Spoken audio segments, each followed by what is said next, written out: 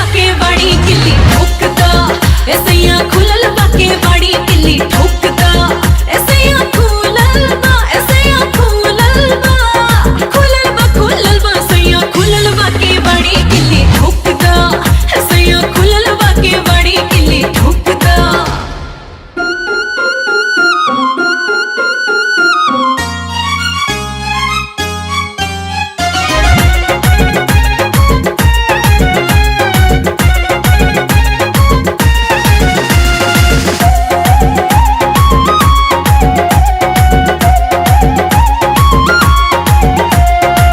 जितना मिठास तोहरे बोलिया के रस में उतना मिठाई नहीं खे उखिया के रस में।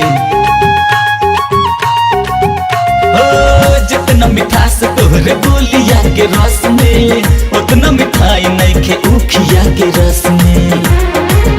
बिना रस लिहल रानी जनी तोपदा बिना रस लिहल रानी जनी तोपदा। सैया खुलल बा